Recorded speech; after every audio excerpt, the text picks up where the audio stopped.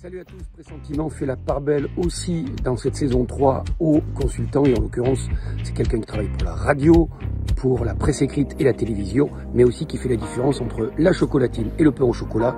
Bichente Lizarazu est dans Pressentiment. Top générique.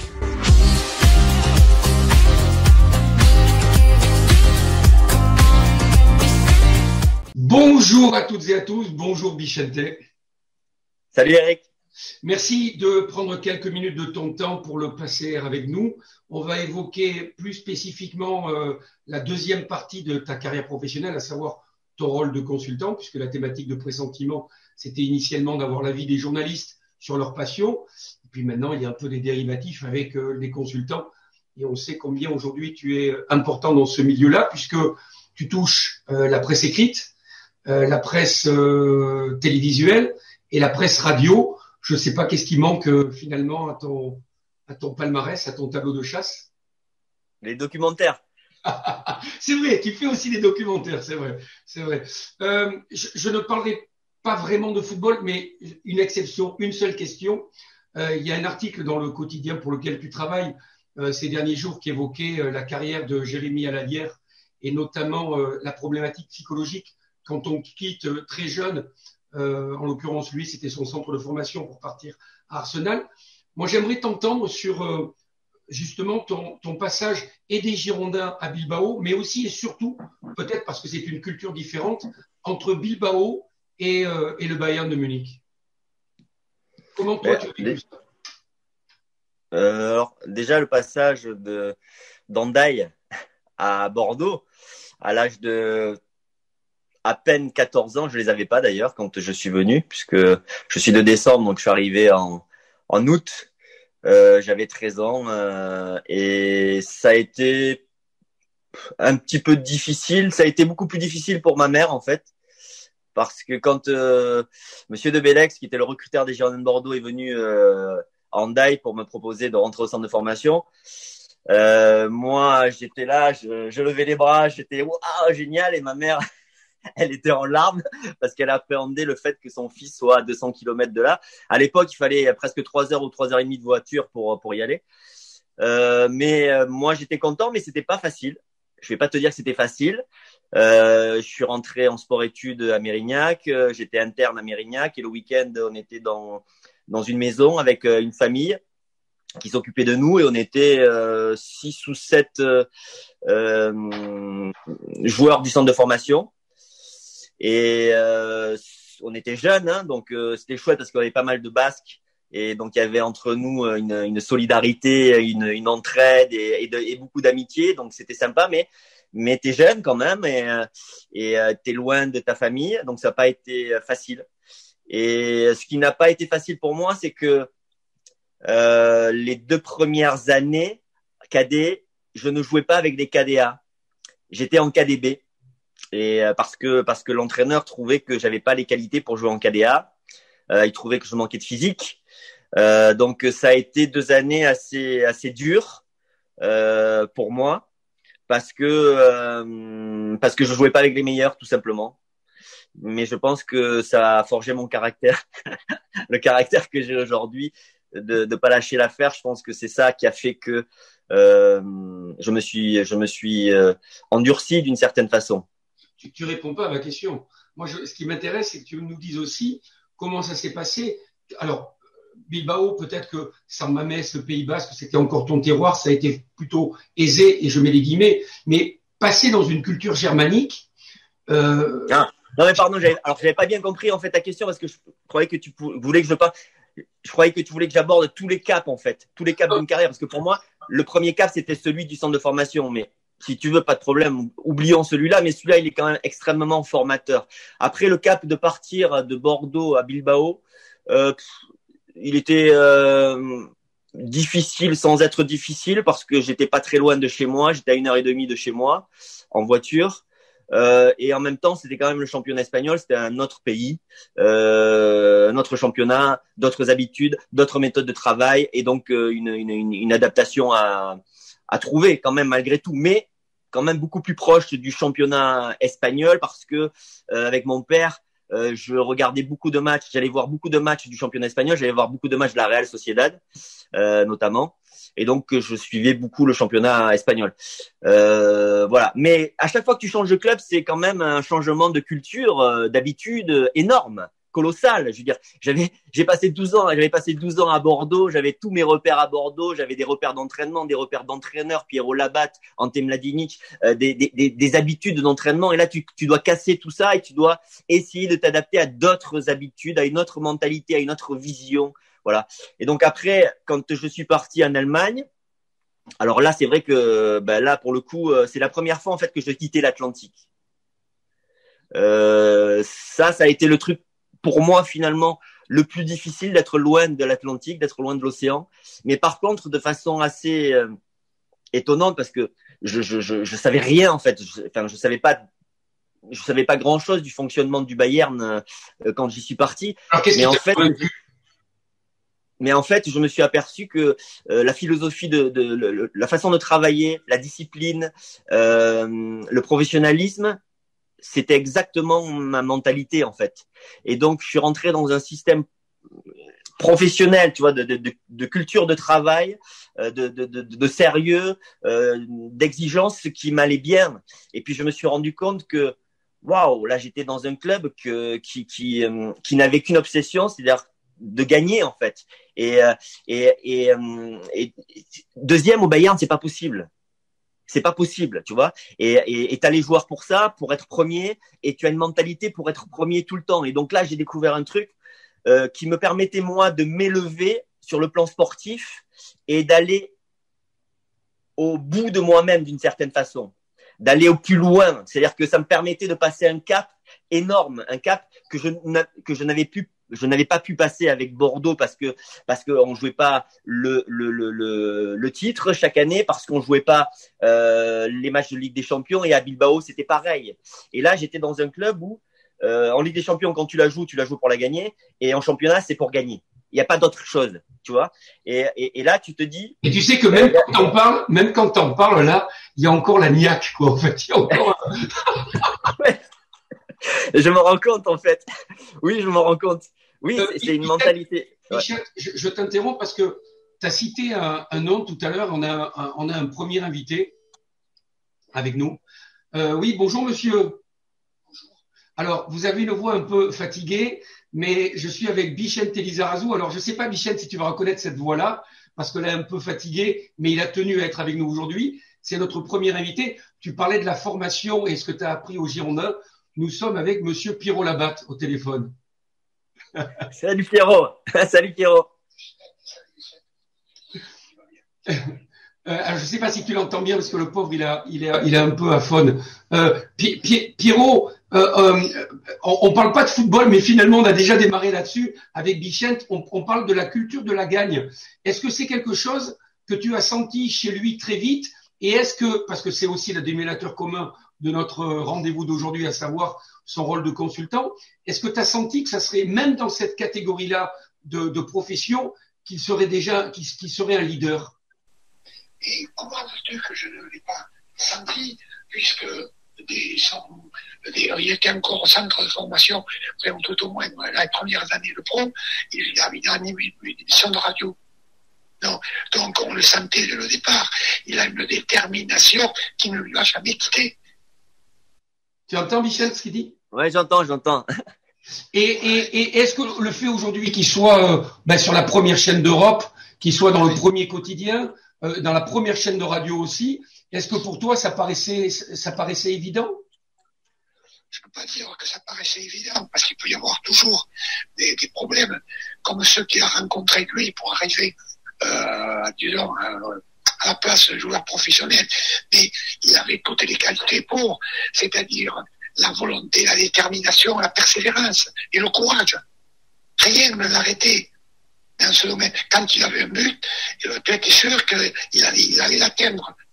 Il allait prendre des virages des fois difficiles, mais il allait l'atteindre. C'est obligé. Moi-même, je l'ai mis sur le bouquin que j'ai écrit sur eux, là, et je disais, mais c'est évident. Mais je voudrais surtout relever tu m'as parlé de formation, et le féliciter, et d'ailleurs je lui ai déjà écrit, le féliciter pour les interventions qu'il a auprès à la fin des facultés au service du sport. Voilà. Ça pour moi, c'est la base de tout. C'est-à-dire, il arrive non seulement à réussir dans ce domaine-là, mais il arrive à montrer aux joueurs, aux étudiants que ce qu'il faut apprendre aux joueurs, c'est la gagne, bien entendu. La gagne, c'est la base de ce que nous a appris Ante Platinic, la culture de la gagne. Voilà. Et ça, Vicente, il a, depuis l'origine, même à Andaille, il l'avait déjà. Pierrot, merci. Vicente, tu veux dire quelque chose peut-être à Pierrot? Non, mais Pierrot, je t'appellerai après l'émission. C'était simplement pour te dire ça. Je t'appellerai après l'émission et je te fais des gros bisous et je t'embrasse très fort, mais on se parle tout à l'heure, hein, plus tranquillement, d'accord? Non, mais il faut. Alors, mais rappelle-moi, parce que je te dis, je suis là-dessus, il faut absolument que tu continues sur ces bases-là. Tu as tout. Mais non, il a tout. Le gars qui on dit, tu ne seras pas ceci, tu ne seras pas cela. Et puis, comment dirais-je, la coïncidence, c'est qu'il a réussi. Là, on lui a dit qu'il ne serait pas. Donc, il faut avoir des qualités exceptionnelles. Voilà. Pierrot, merci beaucoup. On t'embrasse fort. On te souhaite un prompt rétablissement. Je laisserai Bichette te rappeler plus tard. Merci d'être intervenu en tous les cas. Merci, mon Pierrot, merci. On t'embrasse. Salut, Pierrot. Mais Eric, pour faire un mini résumé de ce que dit Pierrot, en fait, moi, on m'a dit très jeune, trop jeune, tu pourras pas être footballeur professionnel. On m'a dit ça trop jeune, j'avais 16 ans. Le coach qui m'a dit ça a merdé, je vais pas redire son nom, mais il a déconné en fait. Il a pas eu de psychologie, il a déconné, il a été arrogant. Et ça, il faut faire attention en fait quand tu es éducateur, des mots que tu dis aux jeunes. Il faut pas se tromper. Il faut pas les laisser dans un rêve, bien sûr, si ils peuvent pas y accéder. Mais il faut être patient. Et avec moi, il fallait être patient. Et ces mots ont été assez rudes, mais heureusement que ma nature profonde, comme l'a dit Pierrot, c'est que je suis pas un mec qui lâche l'affaire. Je suis pas un mec qui lâche l'affaire. Et du coup, voilà, j'ai démarré ma carrière sur ça, sur tu ne peux pas le faire, et donc moi la réaction c'est je vais vous montrer que je peux le faire, et ça m'a toujours habité en fait. C'est pour ça que du coup le côté détermination, acharnement, puis la culture de la gagne que j'ai découverte au Bayern d'une certaine façon, je l'avais pas expérimenté véritablement dans les clubs dans lesquels j'étais avant, parce que c'était des super. Bordeaux c'est super club, Bilbao c'est un bon club, mais je veux dire c'est pas le Bayern, tu vois, c'est pas ces clubs là quoi, c'est des clubs où t'as une culte. Et là c'est pour ça que je me suis découvert d'une certaine façon. C'est pas ça, ça a révélé ce qui était en moi en fait. Et c'est pour ça que du coup l'association elle a été incroyable avec le Bayern. Tu vois, voilà, c'était la parfaite. Non, mais c'est très bien, c'est génial parce que ça montre la culture. On a notre invité directement qui apparaît. Allô, oui, bonjour monsieur. Oui, bonjour. Alors, on vous voit pas malheureusement à l'image, mais au moins on va vous entendre. Le monsieur qui est dont c'est l'émission aujourd'hui, qui est le métier aujourd'hui de consultant, évoque souvent, pour pas dire très souvent, votre carrière comme une forme d'admiration, comme peut-être quelqu'un qui a aussi généré chez lui une envie de se surpasser. Bichette, tu vois de qui je veux parler? Ben, c'est Gigi, voilà, obligatoirement. C'est un homme de goût. Salut Gigi, salut. Donc je vois qu'il sait faire les bons choix. Voilà. Alors Alain, vous êtes aussi une qualité de vie ça. Salut Lisa. Vous êtes meilleur sur un terrain qu'avec un téléphone portable quand même. Hein. Ça je vous l'avais dit. Je l'ai installé. Lisa, tu m'as fait installer Zoom hier. Hier, j'ai installé Zoom, je savais même pas ce que c'était, et puis voilà le résultat, ça marche pas. Bon, voilà. C'est pas grave. Juste, Alain, je vous prends 2 secondes parce que c'est pas pour parler de la carrière de Bichette, on la connaît pour ainsi dire tous, en tous les cas, ceux qui s'intéressent au sport et au football en particulier. Moi, ce qui m'intéresse, c'est aujourd'hui le métier que fait Bichente, et quand on voit les médias pour lesquels il travaille aujourd'hui, il est un petit peu au niveau de ce qu'il était quand il était au Bayern, c'est-à-dire tout en haut. Est-ce que pour vous, ça paraissait évident que même dans les médias, il soit parmi les meilleurs? Difficile d'envisager un petit peu l'après-football. On parle de la carrière, je l'ai encore revu hier soir, à 9h, aux heures, à 9h, puisqu'en ce moment, ils ont passé France-Paraguay hier. Ce soir, c'est France-Italie. Voilà. Parenthèse. Non, on voit pas comme un joueur qui, pendant ses carrières, peut se projeter après sur son futur. Sur la partie un petit peu découverte, aventure, ça, on pouvait le partager. D'ailleurs, il m'a fait trembler là, quand j'ai vu au milieu de ces requins, là. J'ai dit, mais oh là là, j'ai dit, bon, enfin bref. Je vais t'amener, Gigi, je vais t'amener avec les requins. Non, déjà au milieu d'un pan de sardines, je tremble, alors. Au milieu des requins. En plus, je connais, j'avais été à Tahiti faire de la pêche au veau, quand on les voyait qui venaient bouffer les thons qu'on avait attrapés, là, et je me dis, oh, voilà, parfait. Voilà, non. Alors, pour revenir à la question, pardon, Eric, il dit ça. Non. Et puis, je trouve que, tout ça, c'est ce côté, la nature, je savais l'homme de la nature qu'il était, et puis on se rejoint parce que j'adore ça. Effectivement, aussi, je suis passionné de tout ça, de tout ce qui est nature, animaux, voilà, ça c'est, je sais pas, c'est notre terroir en plus. Mais il est consultant. Alors là, c'est un exercice qui est pas évident et à pratiquer parce que. Mais je trouve que Lisa, et c'est pas parce que je l'apprécie beaucoup que je vais dire ça, mais il sait parfaitement utiliser son vécu, tout son passé, sa connaissance du milieu, et en nous présentant un petit peu les matchs, le football tel qu'il est. C'est pas le cas de beaucoup, et des fois je suis assez, j'apprécie pas beaucoup certains types d'intervention de consultants, mais je trouve que lui, il a su parfaitement s'intégrer là-dedans et de donner aux gens ce qu'ils attendent, surtout de quelqu'un qui a été qui avait les mains dans le cambouis, voilà, comme lui. Et voilà. Et donc, je trouve que ça passe très, très bien. Et Gigi, on est d'accord qu'il n'y a pas de requin à Langoiran, hein? Il reste quelques annonces encore, mais non, les requins, non. Merci Alain d'avoir pris quelques instants. Désolé qu'on n'ait pas eu le plaisir de vous voir à l'image, parce que moi, quand je vous vois à l'image, je vous vois toujours avec le numéro 10 dans le dos, c'est-à-dire que je vous vois pas de face, je vous vois de dos, parce que vous rappelez tellement de souvenirs à tous ceux qui aiment le foot, et je pense que vous avez dû faire aimer le football à beaucoup de jeunes et de moins jeunes en France, et même au-delà. Et juste un truc avant que Gigi nous quitte. Ce qu'il faut savoir quand la grande époque des Girondins de Bordeaux, la vraie grande époque des Girondins de Bordeaux, c'est celle avec Gigi. Et nous, on était au centre de formation et donc on avait l'honneur, le plaisir d'aller au stade et de voir cette grande équipe, de voir Gigi évoluer. Et très franchement, on se disait que c'était pas possible. Ils étaient trop forts. On se disait que c'était impossible de jouer à l'Escure, de jouer sur cette pelouse quand tu voyais cette équipe. J'arrivais pas à me projeter, j'arrivais pas à me dire qu'un jour je pouvais y arriver aussi, tu vois, parce que c'était tellement une grande équipe. Après, tu vois, on idéalisait aussi, hein, parce que après, une fois que tu t'entraînes avec les pros, tu t'aperçois que finalement, t'es pas si mauvais que ça, tu vois, mais on idéalisait tellement quand on était dans les tribunes, et voilà, et Gigi, c'était évidemment, le modèle absolu. Alain, on vous embrasse, mais avec une tendresse qui n'est pas possible de déterminer.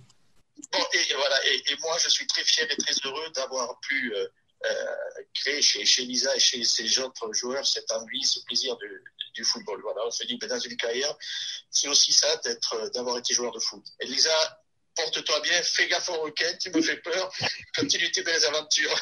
On vous embrasse. Ça marche, merci. À bientôt, Alain. Partout et tout le temps. Salut. Partout et tout le temps. Allez, Bordeaux. Salut, Alain. Salut. Je me rends compte, Bichente, que je t'ai pas posé une seule question. Je sais pas si tu le vois maintenant. Oh, il y a apparaît Giresse en bas, c'est terrible. Bon, enfin. Non, je vois toujours pas. C'est pas grave, c'est pas grave. Je t'ai pas posé une seule question encore. Je sais pas si tu le sais quand même sur cette première partie de mes questions qui sont là. Mais on y vient, on y vient. Alors, Qu'est-ce qui t'a motivé, mais en 2 mots, hein, qu'est-ce qui t'a motivé finalement pour choisir ce métier de consultant? On m'a fait la proposition en fait. On m'a. C'est Canal qui t'a contacté en premier. C'est Canal, ouais, c'est Canal. C'est Canal. Alors, j'avais rencontré Étienne Moujotte aussi de TF1 qui m'avait dit que quand j'arrêterais, il me verrait bien comme consultant. Ça, c'était à l'Euro 2000. Et puis ensuite, c'est Canal qui m'a vraiment sollicité, Michel Denisot et Alexandre Bompard. Et j'ai signé quand Alexandre Bompard était le patron des sports de Canal. Et voilà, et donc j'ai commencé avec Canal. Et en fait, tu sais, quand tu arrêtes ta carrière, d'abord tu as envie de souffler. Le métier de consultant, en fait, ça peut être un sas intermédiaire, on va dire. C'est-à-dire que ça te permet, si tu veux, de travailler tout en ayant un peu de temps de libre, tout en respirant. C'est-à-dire que tu as besoin quand même de respirer après avoir fait 20 ans au plus haut niveau. Et puis, si ça te plaît, tu continues et puis tu en fais vraiment un métier comme moi, je l'ai fait. Et puis, si au bout d'un moment, tu aspires à autre chose, ben voilà, tu fais autre chose, soit du football, tu deviens entraîneur, soit tu fais une autre activité. Tout est respectable, on va dire. Donc, moi, en fait, j'ai commencé comme ça et puis ça m'a plu très, très vite. Et je me suis dit que c'était quand même un métier fantastique qui correspondait bien à ce que je voulais faire, c'est-à-dire avoir un cadre de vie qui me correspond. Pendant 20 ans, j'ai accepté de tout mettre, d'être obsédé par mon métier et donc d'accepter de partir à l'étranger notamment et donc avec tous les efforts que tu dois faire et tout ce dont tu dois te priver aussi. Et là, par contre, je voulais me poser au Pays Basque et avoir un métier qui me permette d'avoir cette vie-là.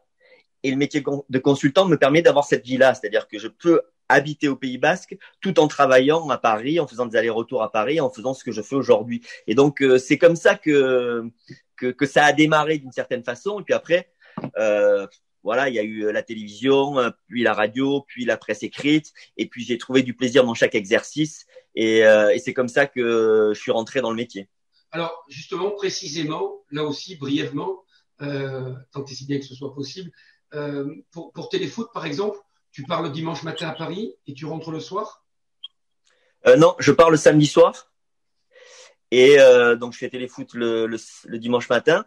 Et puis là, en ce moment, comme je commente souvent le dimanche soir, je pars à Lyon, à Lille, pour aller commenter un match de Ligue 1 pour Mediapro, par exemple. S'il y a une semaine internationale, je vais passer 4-5 jours à Paris, puisque quand il y a des semaines internationales, là, j'ai quand même vachement plus de boulot, puisque je commente les matchs de l'équipe de France, j'ai mes chroniques de l'équipe. Donc là, c'est vraiment un moment où c'est très intense, on va dire. Et en fait, ça dépend des périodes, tu vois. Et une Coupe du Monde, pour le coup, c'est comme… Alors, une Coupe du Monde, c'est pendant un mois, voire plus. Tous les jours, tu as quelque chose à faire et là, c'est du non-stop. J'y viens à l'équipe. C'est toi qui écris tes papiers? Ouais, alors… c'est retranscrit par un journaliste, c'est-à-dire qu'on fait un échange, il retranscrit brut cet échange, et ensuite moi, je le peaufine, je le réécris sur le fond ou sur la forme, voilà. Il me reste… C'est un travail à deux, mais dans lequel je m'investis quand même énormément parce que d'abord je me prends pas pour ce que je ne suis pas, c'est-à-dire un écrivain, mais j'aime bien que la petite musique que j'entends quand je lis correspond à ma façon de parler d'une certaine façon. C'est ça qui est le plus important pour moi, qui est une forme d'authenticité. Et après que les mots sont importants à l'écrit encore plus qu'à l'oral, et donc d'être précis sur les mots et d'être précis sur l'angle.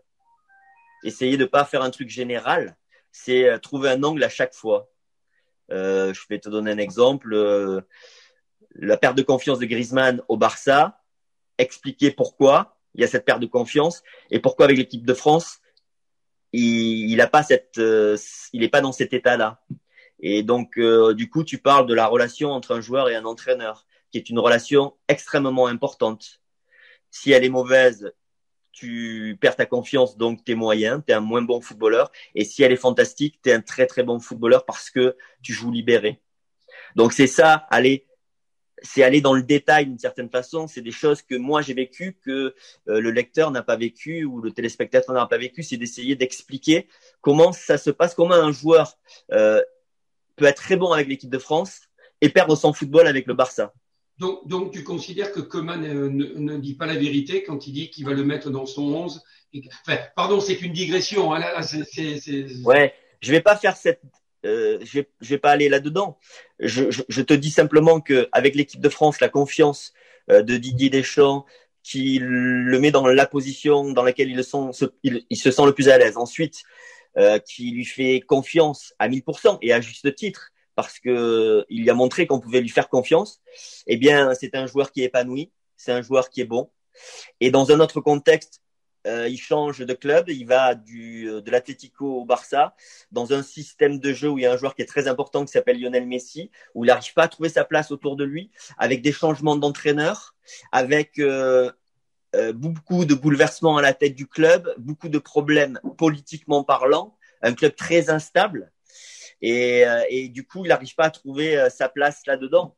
Quand il était à l'Atlético, Simeone ne voyait que par lui. L'équipe, elle était organisée autour de lui. Il avait la confiance à 1000% et c'était un joueur qui était épanoui. C'est ça que j'essaie d'expliquer. Les gens comprennent pas quand un joueur qui a priori doit être bon ne l'est pas pendant une certaine période. Mais des fois parce qu'il a des petites blessures, des fois parce que dans sa tête, il va pas bien. Et ça peut être la relation avec l'entraîneur, mais ça peut être autre chose. Ça peut être des problèmes personnels, familiaux, qui fait que tu es un peu triste dans ta vie. Et du coup, ça se retranscrit sur le foot. En fait, un sportif de haut niveau, il s'exprime par son corps. Si sa tête, elle est touchée, son corps est touché. Voilà. Ta tête est tendue, ton corps est tendu. Et tu peux aller à des choses parfois très extrêmes, c'est-à-dire que tu peux te blesser parce que ta tête est trop blessée d'une certaine façon, trop chargée émotionnellement. Tu vois, ça peut aller vraiment loin. Et ça, qui sait ça, à part ceux qui l'ont vécu? Donc nous, on sert un peu à ça en fait. On sert un peu à essayer d'expliquer des choses qu'on a peut-être pu ressentir à certains moments ou pas forcément ressenti, mais au travers de partenaires qui l'ont vécu aussi, de pouvoir le retranscrire quoi. Et là, tu rentres vraiment dans le détail. Là, c'est pas juste putain, pourquoi il arrive pas à la cadrer la balle, pourquoi il met plus un but, pourquoi il est perdu sur le terrain. Tu vois, ça c'est l'analyse un peu factuelle. Ok, il est pas bon avec le Barça, mais si tu creuses derrière, tu arrives à comprendre pourquoi il n'est plus bon avec le Barça, il est pas bon avec le Barça. Bichette, tu remarqueras que je te pose pas la question si la seule période un peu noire de ta carrière, c'est-à-dire à l'Olympique de Marseille, c'était dû à ça. T'as vu, je ne te pose pas la question. Après... Non, mais parce que non, mais tu sais.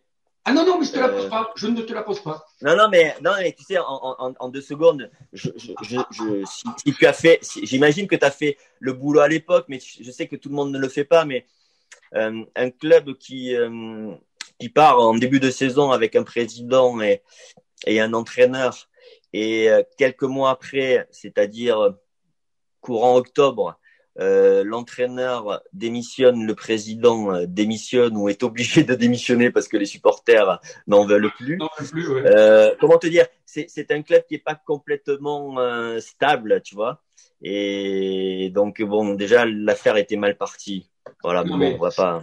Non, c'était pas le sujet. Bois un coup. J'ai vraiment. Et puis j'ai d'autres surprises pour toi, donc je suis obligé d'un peu d'accélérer le process. Comment tu vis la jurisprudence d'Imeco? Ça veut dire, est-ce que toi, tu serais capable de commenter une finale avec un club que tu détestes ou que tu ne supportes pas? Ou est-ce que tu aurais de la retenue? Tu dirais non, je peux pas parce que je serais pas capable de le faire. Écoute, j'ai pas de club que je déteste. Moi, de façon épidermique. Donc non, mais j'ai commenté. Enfin, après, t'as commenté. Après, c'est particulier pour Eric, je pense. Je peux pas me mettre à sa place. Il est entier, en plus, c'est un vrai. Je peux pas me mettre à sa place. Et puis chacun a un ressenti différent et un vécu différent. Moi, il n'y a pas un match qui me pose problème. Et après, tu vois, tu peux te retrouver dans des situations où, par exemple, J'ai commenté le Bayern contre des clubs français, j'ai commenté le Bayern contre Lyon, j'ai commenté le Bayern contre Paris. J'ai essayé d'être professionnel, tout simplement. J'ai essayé de commenter un match de foot. Voilà. Le métier de commentateur, c'est commenter un match de foot avec une équipe qui, à certains moments, est dominatrice, et puis à un autre moment, l'est moins. Il y a des temps forts, il y a des temps faibles. Ça va, ça vient. C'est ce que tu commentes. Après, il est évident qu'il y a des équipes qui te plaisent davantage par rapport à leur façon de jouer, par rapport à leur valeur, par rapport à ce qu'elles représentent pour toi. Tu vois, t'as forcément un ressenti, on est humain si tu veux. Mais après, dans le commentaire de match, t'essayes d'être le plus professionnel possible. Et donc bon, moi, je te dis, je l'ai fait avec 2 clubs français là. Je savais, t'es un peu plus surveillé si tu veux, je le savais, mais j'ai essayé de commenter le plus professionnellement possible. Est-ce que tu as le souvenir d'une grosse bourde que tu as faite à l'antenne en tant que consultant? Écoute, grosse, on en fait toujours des petites sur des noms. Alors, une rigolote, est-ce que tu as le souvenir de…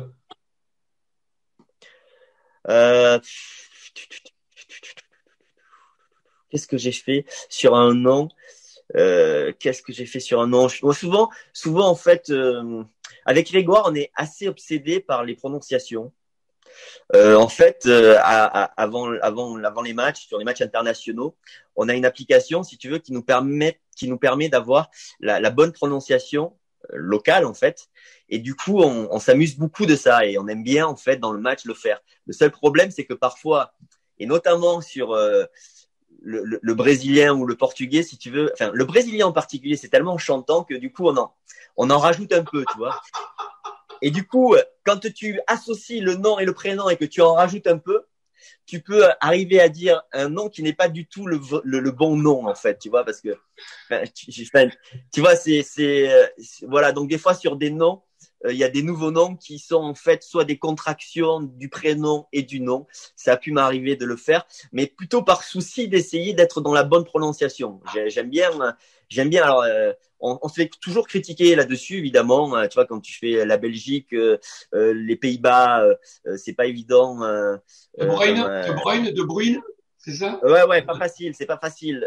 On est sur le Brésil, on n'est pas mal du tout. Sur le Portugal, on n'est pas mal du tout. Mais il y a des accents et des prononciations qui sont moins évidentes. Mais on aime bien faire cet exercice-là avec Greg. Donc, mais parfois ça bug. Il me reste une question dans cette première partie, Bichette. Et merci, vraiment, merci. J'ai dû m'adapter à ton calendrier, notamment aujourd'hui où tu étais libre et moi je l'étais pas trop, mais je me suis arrangé. Ça, c'est pour taquiner. Question, Bichette.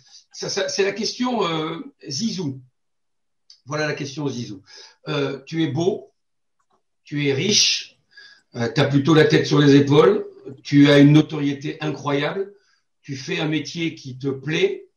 Bref, on a tout pour te détester, mais qu'est-ce qui aujourd'hui te fait encore avancer? Est-ce qu'il y a encore un rêve que tu aimerais accomplir?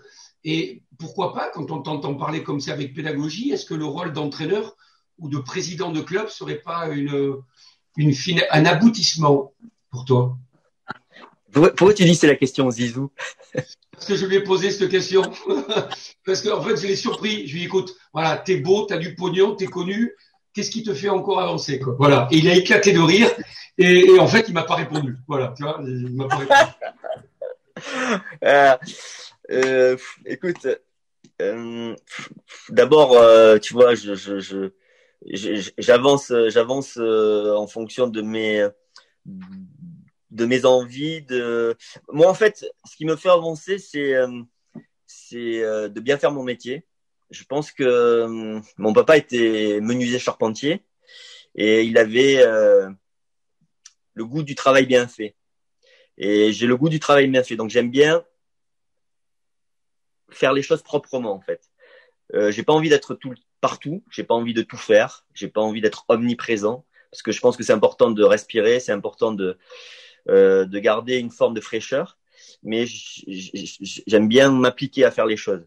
Et après, j'aime bien la variété aussi dans mon métier. J'aime bien passer du commentaire de match à de l'analyse dans téléfoot, à de la chronique dans l'équipe et à une intervention, une interview radio pour Radio France. J'aime bien passer de l'un à l'autre. Tu réponds pas à ma question. Tu réponds Ah pas à bon. ma question. Non, ma question c'est J'avais l'impression. non, aujourd'hui, qu'est-ce que tu as envie de faire aujourd'hui que tu ne fais pas? Est-ce que tu as encore un rêve? Puisqu'aujourd'hui, tu touches à tout avec talent, alors application, professionnalisme, aucun problème. Mais qu'est-ce qui te fait rêver? Qu'est-ce que tu as envie de faire que tu ne fais pas? Ben, ce que je fais, ça me plaît beaucoup. Entraîneur, non? C'est pas quelque chose qui te ferait… Non, je pense que j'ai choisi une voie et je pense que c'est terminé. C'est terminé. J'ai choisi une voie, j'ai pas choisi la voie de l'entraîneur. La voie de l'entraîneur, je pense t'avoir donné la réponse. Pourquoi ça m'a plu le métier de consultant? C'est parce que je pouvais aussi avoir une vie à côté du football. Entraîneur, tu peux pas avoir une vie à côté du foot. Il faut être très clair. Il faut être très lucide. C'est encore, peut-être encore plus obsessionnel que quand tu es footballeur. Parce que tu dois t'occuper de plein de joueurs. Quand tu es footballeur, tu t'occupes que de toi. Et donc, c'est un métier obsessionnel. C'est un métier qui te permet pas de t'aérer ailleurs. Et moi, j'ai toujours eu besoin de m'aérer ailleurs. J'ai besoin d'être dans le foot, c'est indispensable à ma vie, mais j'ai aussi besoin d'aller chercher des aventures ailleurs, d'aller faire des documentaires sur les requins, d'aller voyager. J'ai besoin de faire tout ça. Pour moi, pour que ma vie soit remplie, j'ai besoin aussi d'avoir d'autres passions. Donc voilà pourquoi je me suis pas investi dans le métier d'entraîneur. Mais c'est vrai que dans ma façon de commenter le foot, j'essaye d'avoir la même pédagogie qu'un entraîneur. Enfin, en tout cas, ce que devrait avoir un entraîneur. Parce que pour moi, un bon entraîneur, c'est un pédagogue, c'est un psychologue. Et très franchement, il y a des gros bourrins. Dis non, ben oui, très franchement. Non, je vais pas te balancer des noms, mais il y a des gros mais bourrins, il y a des mecs qui sont plus que limite même, tu vois, qui sont cassants, qui sont blessants. Donc, j'essaye d'avoir la même attitude, c'est-à-dire essayer de faire comprendre un match, des actions, la psychologie d'un joueur de façon pédagogique, rentrer parfois un peu dans le psy parce que putain, ça m'énerve dans le foot. Tu vois, on pense qu'on est des robots, quoi. On pense qu'on est des machines. On n'est pas des machines, on est des êtres humains avec des émotions. Et donc, tout ça est un ensemble. Et donc, moi, j'essaye de faire ce métier-là probablement avec la mentalité des entraîneurs que j'ai aimés, type Aimé Jacquet, type Otmar Hitzfeld, tu vois, voilà, qui sont des gens vraiment qui m'ont marqué, avec qui tu vois, j'ai travaillé longtemps, et qui sont de grands pédagogues et qui sont de grands psychologues. Et donc j'essaye, tu vois, je vais pas défoncer un joueur comme ça, tu vois, je sais pas, la dernière fois, tu vois, Kimpembe par exemple en ce moment en équipe de France, il est bon et il est en train vraiment de s'imposer en équipe de France, et donc l'association avec Varane, je la vois vraiment. Et je dis, le seul petit truc, je pense, sur lequel il faut qu'il réfléchisse, c'est sa relance. Il a tendance à manquer de spontanéité dans sa relance. Et du coup, comme il tarde, il se fait mettre sous pression par l'attaquant, par l'adversaire, et il se fout un peu dans la merde tout seul. Et donc voilà, et ça c'est tu vois, une fois que t'as dit ouais, bravo, défensivement, au duel, le gars il est vraiment costaud, mais là-dessus, il faut qu'il soit, voilà, qu'il réduise en fait sa petite fragilité d'une certaine façon. Je pense que c'est ça. Bichette, et m'engueule pas, hein, t'as la tronche de quelqu'un qui est presque énervé là. Alors tu sais quoi, c'est marrant ce que tu me dis, mais je suis pas du tout énervé. C'est-à-dire qu'en fait, quand je suis concentré, on a l'impression que je suis énervé. Je te jure, je suis pas du tout énervé. Mais c'est quoi, j'y peux rien, c'est ma tronche, j'y peux rien. Et m'engueule pas. Je peux pas sourire. Je peux pas sourire comme ça, comme un bêta. Toute l'interview. On va nourrir le potioc, on va respirer 2 secondes et on se retrouve pour la deuxième partie de Pressentiment avec Bichette Lizarazu. À tout de suite.